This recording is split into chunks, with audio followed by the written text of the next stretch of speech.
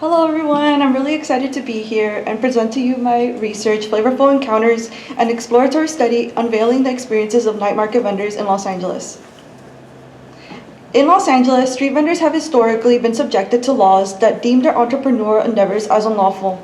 Stories of restrictive permit requirements, criminalization from law enforcement, and spatial struggles have dominated current street vending narratives for years.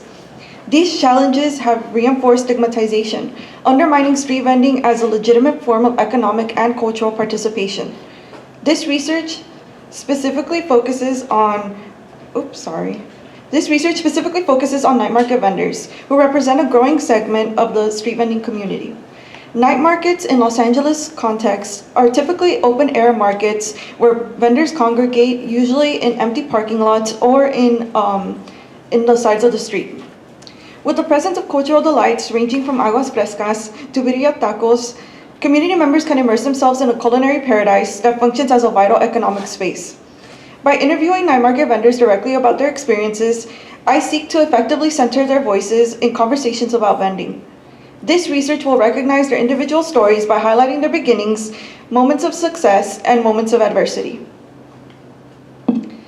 So in this study, I asked the following research questions. 1, how do night markets provide a space for vendors to establish and operate their businesses? 2, what challenges do night market vendors face? And 3, how do aspects such as legal status, economic background, and previous work experience impact vendors? And finally, 4, what strategies do they utilize to promote their goods, navigate adversities, and expand business operations?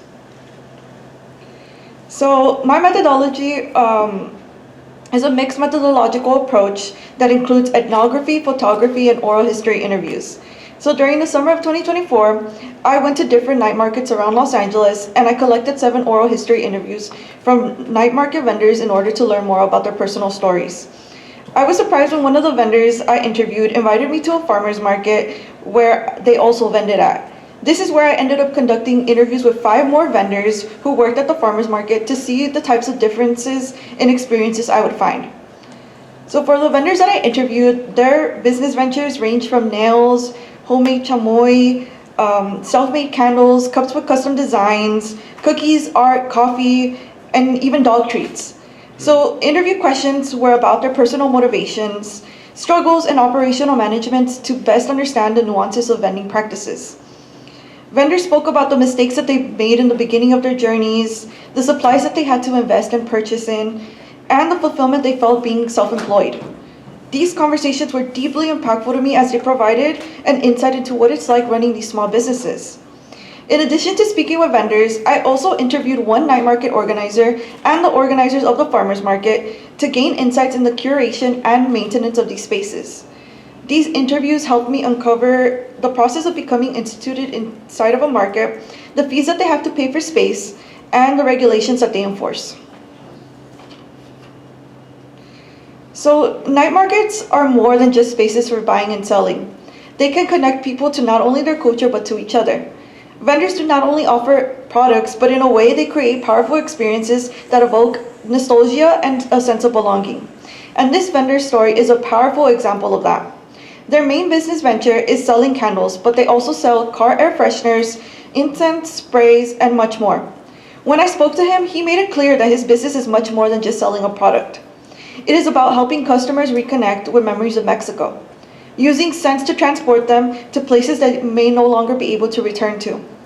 What is even more impactful is that the vendor shares the same experience. As an undocumented individual, he has not been able to return since childhood. Therefore, he too relies on conversations with customers and the other small businesses he works with to piece together an image of Mexico. His story demonstrates what makes night markets so special. They're like cultural bridges that allow vendors and visitors to reconnect with their roots, whether that be through the scent of candles or the scent of spices in the air. Beyond connecting with customers, vendors also form strong relationships with each other, creating a network of mutual support. This vendor, for example, collaborates with an individual who used to be a vendor selling bracelets. He helps him gain more exposure by hanging his bracelets and selling them and giving them the commissions. Additionally, he also assists fellow vendors who struggle with securing permits, ensuring that they can continue selling at the market. This was also a common pattern within my interviews, vendors helping and connecting with one another. For some, this meant warning others against people attempting to scam or trying to steal. For others, it meant allowing them to store extra products in their stand or collaborating on logos. These acts of solidarity highlight how night markets provide community. They're spaces where vendors can uplift one another, share knowledge and encouragement, all while navigating challenges of entrepreneurship together. So for many, starting a business can be a really huge risk. It is stepping off the traditional path and venturing into something uncertain. But as this vendor shares, this risk can be incredibly rewarding. Her business is dedicated to dog treats, but with a very special twist. She invested in buying machines that allow her to dry different types of meat and fish. And I could tell you from experience that my dog absolutely loved the frog legs. She talked to me about her various trials and errors. In the beginning, she actually put a stand at a dog park to sell, but it surprisingly led her to little sales. However, once she became instituted in a night market, she was able to build better relationships with customers. In this quote, she addresses what it was like for her taking the risk in creating a business. To her parents, this was something completely out of the path that was expected from her. This quote reflects a common theme that emerged across many of the interviews I conducted with night market interviews, which is that starting a business can be a journey filled with personal transformation and experimentation. Like other vendors, they also talked about their trials and errors, like the coffee vendors forgetting to bring milk or custom designs just not sticking to cups. What stood out in many of my conversations was that several vendors took this risk even further by leaving their jobs to fully dedicate themselves to their businesses. For some, this was to free up space, but for others, it meant healing from a traumatic event and walking away from a stressful environment. Regardless of the reason, they saw night markets as much more than just a side hustle. It became a space where they could truly invest in their passions. While the transition was not always easy, they found great fulfillment having ownership over their own work. At the same time, many vendors had a second job on the side, providing them with the finances to invest in materials that they need and also providing them a safety net in case sales were inconsistent. This highlights another reality of selling at the night markets. It may offer opportunities, but it can also come with risks. Overall, many vendors shared that taking the leap in selling at markets pushed them to discover new skills and do something they genuinely love doing. They found joy in being able to lean into their creativity and the ability to wear different hats, all while being self-employed. Although night markets can provide different opportunities, there are various challenges that vendors can face.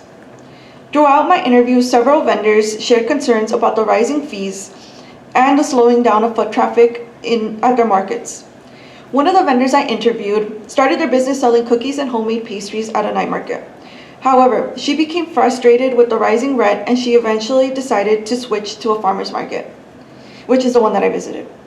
Her experience reflects a larger trend of vendors feeling priced out of these spaces, forcing them to seek alternative markets or options that provide better stability. As highlighted by her quote, she witnessed an aguachile vendor become fed up with the rising rent and decide to quit selling at their market.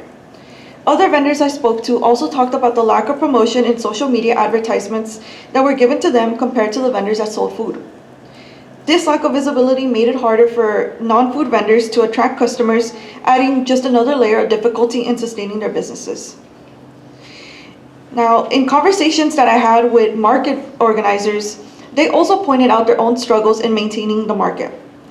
The night market organizer that I talked to talked about how he must spend $10K a month for the lot, $500 for the trash, and much more is also spent on promotion.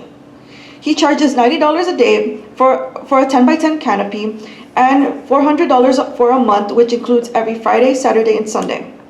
This was somewhat similar in my conversations with the farmer market organizers.